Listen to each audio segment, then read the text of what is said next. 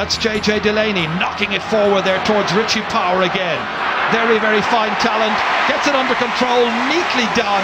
And a sweet point by Richie Power, his first of the day. And Kilkenny are back in front again by 3 points to 2. And Richie is doing it here. Hello and welcome along to the Life Changing Moments podcast series on the 42 with UPMC. I'm Fintan O'Toole and today we're talking to an 8-time Kilkenny All-Ireland Senior Hurling Medal winner in Richie Power. Richie is a player who came from a family with a big hurling tradition, with his dad Richie Senior highly successful, and later his brother John would make his mark for the county side. Richie himself landed on the Kilkenny senior scene with quite a reputation after performing as the attacking star for the county minor and under-21 teams, his club Carrick Shock and the St Kieran's school sides. So it was 2005 when he first got that call up from Brian Cody to join the senior ranks, but Richie is going to explain to us today why it was after a display in a game 5 years later in the 2010 All-Ireland Hurling Championship that he felt his career really took off as he went on to become a main figure in that Kilkenny team.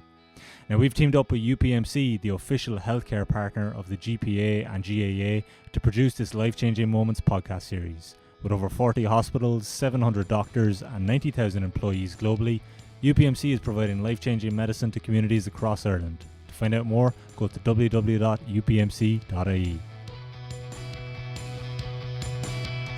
So Richie Power joins us today to look back at his Kilkenny career. And Richie, you've picked out the game that had the biggest impact in shaping your Kilkenny career. Yeah, Fintan, I have. I kind of picked out the All-Ireland semi-final in 2010 against Cork.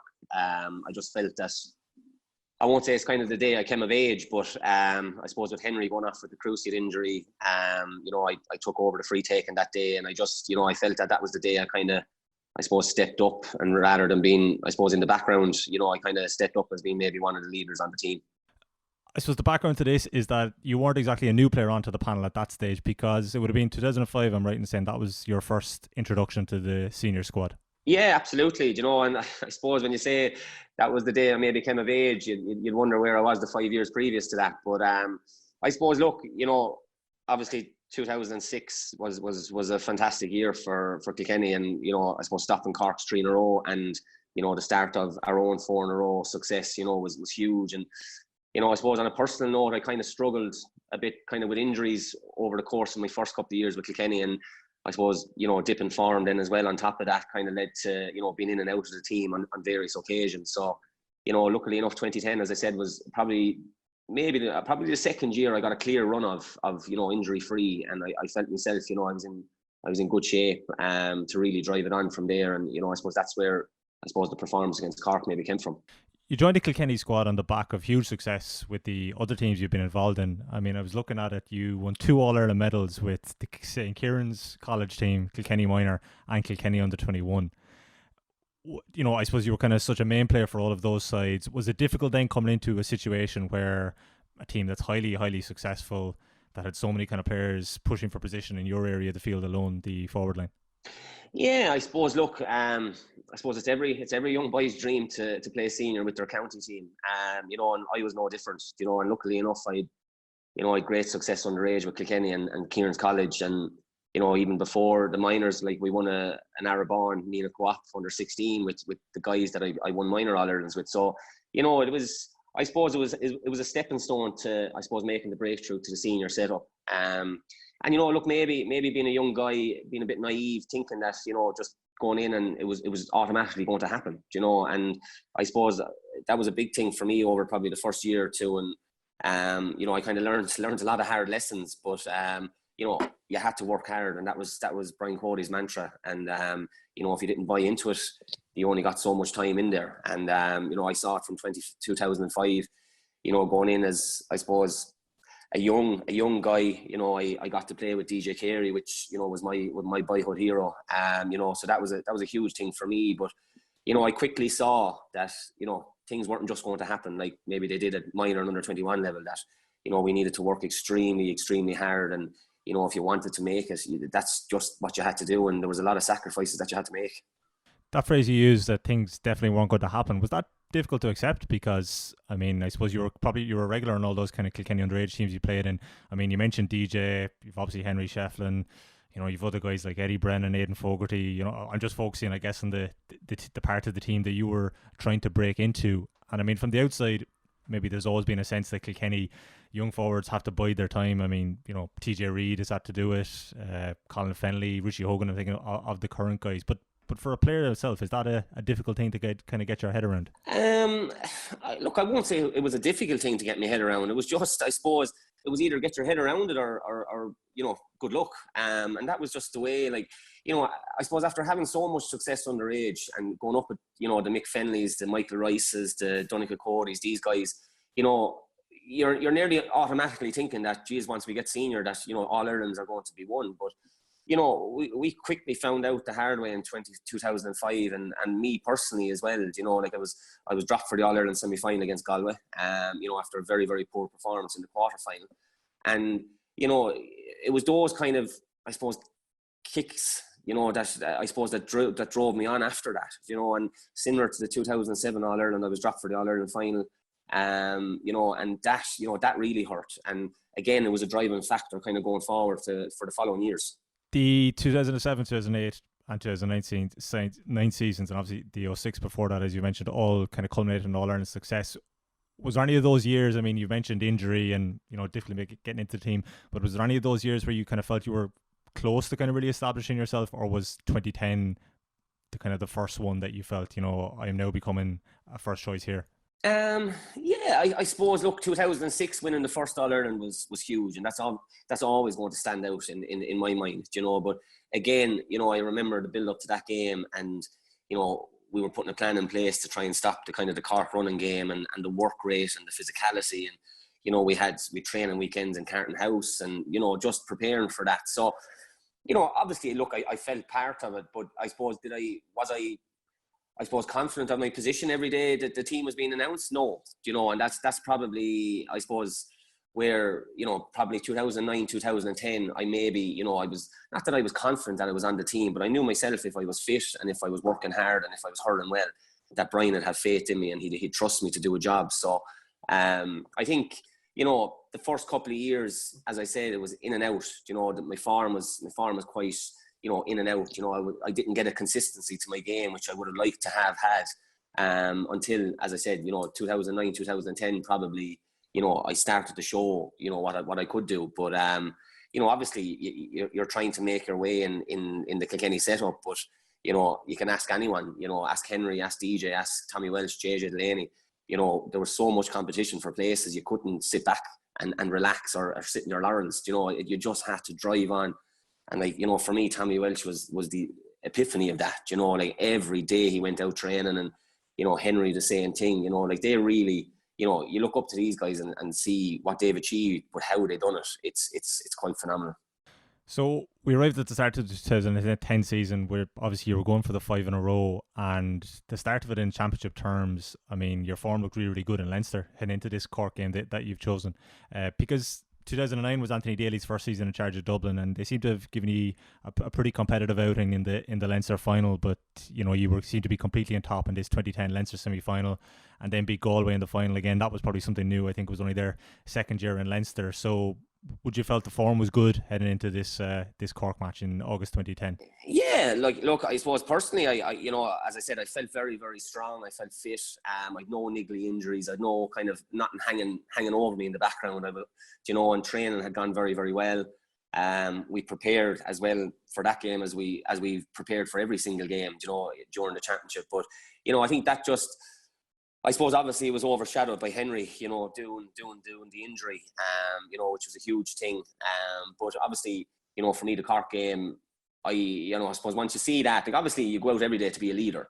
But obviously when you have you know, when you're, I suppose you're real true leader like Henry, you know, he always leads from the front, you know, and when he kind of went off injured, you know, it was kind of, you know, right, like we need to step up to the mark here. You know, like I look back, you know, I look at the All Ireland in 2012, you know, when Henry really dug us out of a hole in the second half against Galway, and I suppose I was a bystander that day, you know, and I kind of, you know, made the decision that day. I said, right, you know, we need to, you know, there needs to be new leaders and more leaders on this team, you know, and we can't always look to Henry when the chips are down. So, I was happy, and I took on the challenge. And as I said, I was fit, and I didn't have any niggly injuries, which was a huge thing for me.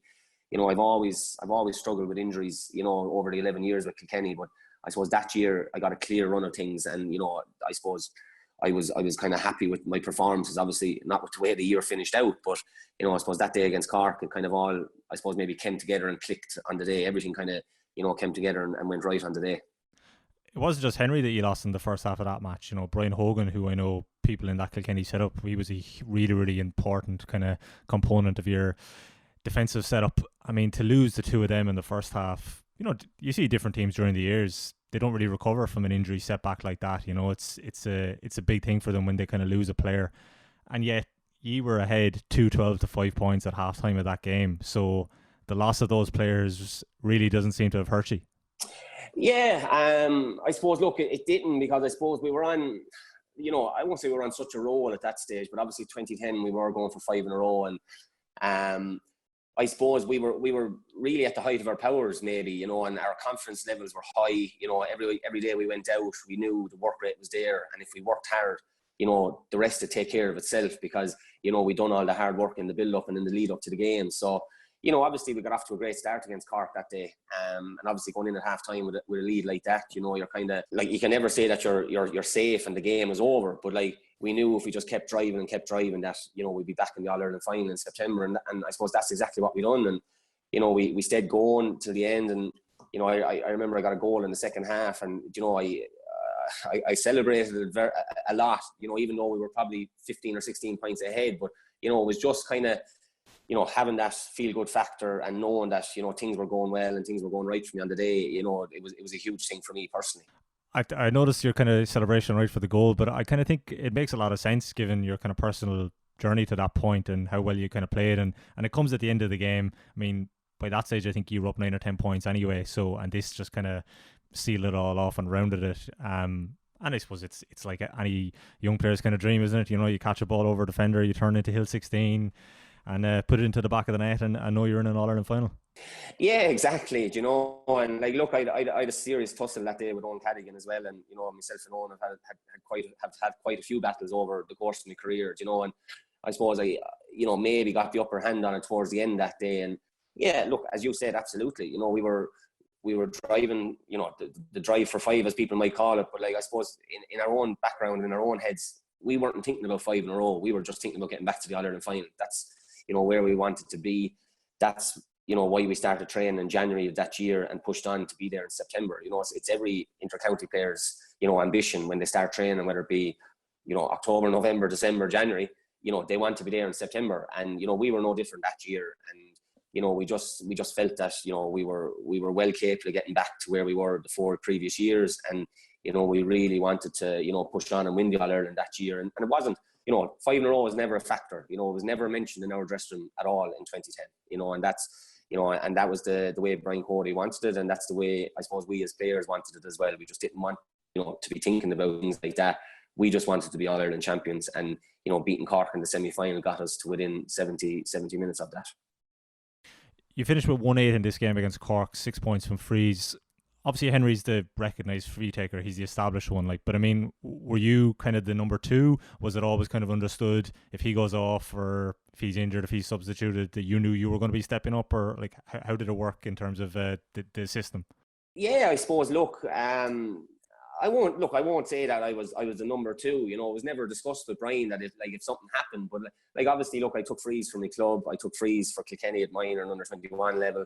I was confident enough in my free taking, I suppose, that I could step up. And when Henry did go off, I suppose when the first free was awarded, I took it on myself, I suppose. And like as I said, we just needed to, drive on. Obviously losing a player of Henry's stature was a huge blow, but we still needed to step up and finish the job off and get to an All-Ireland final, and maybe give Henry an opportunity to play in that. Like, we didn't really know the full extent of his injury at the time, so we just wanted to win the game, get to an All-Ireland final. And I suppose, look, the free taking responsibility fell on my lap. I took it on. As I said, my confidence levels were high, so I didn't mind. There's some days, if things weren't going well for me against Cork, maybe I wouldn't have stepped up to the free. I might have left it to someone else, But on the day that was in it, I started the game well. My confidence was high, so I said, look, I'll step up, I'll take on the responsibility, and things worked out for me. Yeah, that's interesting. It doesn't seem like it's a pressure thing or something that was kind of weighing you down, because like you said, you were in a good place at that time, hurling well, and your form had been good going into it. So you probably enjoyed the fact that you had this kind of responsibility of taking the frees. And obviously, as you said, between Carrickshock, Kilkenny underage side, St. Kieran's, it wasn't something that was alien to you. It was something you were quite used to doing in big games. Yeah, exactly. And I suppose every team has the same, you look at Kilkenny now, obviously TJ Reid is the main free taker, but there's so many other players. There's Alan Murphy, there's Richie Hogan, there's, all these guys can hit frees, and you need that, you need cover, you need backup. Even that time, in 2010, Owen Larkin took frees for his club, James Stevens, he was on the field, I took frees. So, it's just, it is a huge responsibility, and Henry done it for years and years and years and never wavered and never got him down or never got on his, down on his shoulders. And I suppose some players might see it as pressure, and other players just see it as, it's an everyday thing. They're confident enough that they're free taking, they score 9 out of 10, maybe 10 out of 10 on certain days. And I think that was, I suppose a big thing for me. My confidence was high, so anytime I stood over a free, I was confident I was going to score it. And look, I missed 1 or 2 in the All-Ireland final, but, I still, pushed on. You have to forget about it, move on to the next one, and step up and do the same thing all over again. You mentioned at the time that you didn't know the extent of Henry's injury. I guess that was the thing that followed, wasn't it, for the next month? It just, from the outside, it just seemed like there was a lot of, I suppose, kind of drama and suspense about what was going to happen to him. And then, obviously, I know you've said that it wasn't something that you were talking about in the dressing room, but definitely on the outside, it was the kind of talk of the hurling world in the build-up to that All-Ireland final. What was at stake? Yeah, look, absolutely. I suppose, look, as I said, when Henry went off, obviously when you go off with a knee injury, you're fearing the worst. And obviously we did as well. And, look, we went in at half-time. There wasn't any mention of Henry at half-time, but after the game, obviously everyone was inquiring how was he. He was in a car on the way to Wexford after the game, down to the ice chamber to try and help and things like that. But I suppose, look, and obviously then the build-up to the final, is he or isn't he going to hurl? And John Tennyson was in the same boat. The two lads are in the same boat, having done their cruciates.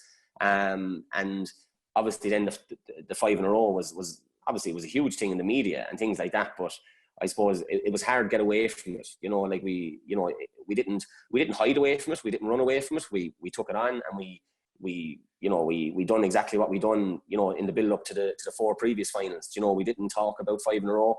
We just talked about winning the All-Ireland. We talked about beating Tipperary, what we needed to do, how we were going to do it. But obviously, you said it there yourself, I suppose throwing Henry's, situation and John Tennyson's situation into the melting pot along with a 5 in a row, it was, it turned into a little bit of a kind of a media frenzy, a bit of a, in a way, I'd call it a bit of a circus around the whole thing in the build-up. But, we done our best to prepare, and we prepared as well as we prepared for any game, and we just came out the wrong side of the result on the day. For you yourself, though, heading into that game, given how well the Cork game had gone for you, the match that you've picked today, in terms of frees and getting a goal and scoring from play, all those things came to the fore again for you in the final. That must have been a big help, this Cork game, immediately heading into the Tipperary game, because Henry, I suppose, is gone early enough, and the fact that you're the frees, but it's like, well, I've been in this situation recently enough, so this is going to be no bother to me. Yeah, exactly. And look, we knew with John Tennyson and Henry starting that game that there was no guarantee that they were going to see out to 70 minutes. Obviously, look, with the injuries that the lads have, it's a great credit to the two of them, what they put their bodies through in the build-up to get to where they were. But we knew, obviously, there's a fear at the back of your mind that this mightn't work, and Henry could go after 5 minutes or he could go after 55 minutes. John Tennyson the same. John Tennyson lasted the 70 minutes, which was a phenomenal feat. But yeah, look, when Henry went off, again, it was, mantle over straight away. The next free that came up, I knew I was the one going to be taking on the mantle. And it was the same scenario in the Cork game. You just had to take it on. As I said, confidence was high. I was going well going into the match. I started the game against Tip, well as well, so it was just a matter of just taking on the responsibility and I suppose trying to drive it and trying to get over the line. But, as I said, it was hugely disappointing that day because, Tipperary were by far the better team. And, I think if we had stayed there till midnight that night, I still don't think we would have bet Tipperary, because they were, they had that drive and had that, I suppose, aggression after 2009 that, they just, I think they knew going up that day that they weren't going to lose, and we had the same mentality, obviously, but on the given day, Michael Rice came on for Henry. Ricey had a great game the same day, but obviously, losing a player like Henry, it's a huge blow, even though you're nearly prepared for it, because he was going in with a cruciate ligament injury. The outcome for the team is obviously, I know, the main thing you're going to look back on every season, especially in a county like Kilkenny that has been so successful, and at the time that you were being so successful. But I'm wondering, is there some kind of personal satisfaction for you that this Cork game, it really was the springboard? I mean, it wasn't just one isolated thing for you, because you finished the 2010 season with an All-Star award. You backed it up again the following year with an All-Star award. And obviously you won an All-Ireland medal that year. I mean, I guess maybe kind of personal, vindication that if I got fit, as you probably thought maybe the couple of years earlier when you were kind of struggling with injury, I can really make my mark on this team and kind of establish myself and contribute to the Kilkenny cause. Yeah, look, that's exactly it, Vincent, and I suppose that was, in a way, the personal satisfaction from a personal, note. And personally, I don't really look back on All-Stars and things like that. They're nice to get at the end, but the main goal, the number one goal, is to win an All-Ireland medal, and that was always the case with Kilkenny and us as a group of players. So I suppose 2010, 2011, as you said, things were going well for me, and I felt that I could really push on. Like, I was only, what age? I was only kind of 20, 25, so really kind of coming into my prime at that stage, thinking that, I've a good, probably 7-8 years at the highest level, and hopefully stay injury free and really get a good run of things. But, look, 2010 was definitely a springboard for me, and obviously into 2011, same thing happened. Serious dip of form, on a personal level in 2012, 2013. And then, I got myself back to, where I wanted to be in 2014, with a bit of help from, a very good friend of mine. I done a lot of personal training at the end of 2013 to get myself right. But, you have those dips in form. And like, as you mentioned there, the TJ Rees, the Henry, the Richie Hogans, and we've all been in that boat. Things are never smooth sailing. And you just have to, I suppose, take the good, take the bad with the good, and you just hope that the good will outweigh the bad in the end. Well, I think it certainly did in your case, Richie. And the game that we've talked about today is the 2010 All-Ireland semi-final. It finished Kilkenny 3-22, Cork 19 points. You scored 1-8, finished with the Man of the Match award. So it's nice to be able to look back on a game that kind of maybe kickstarted things for you at senior level. Thanks a million for joining us today.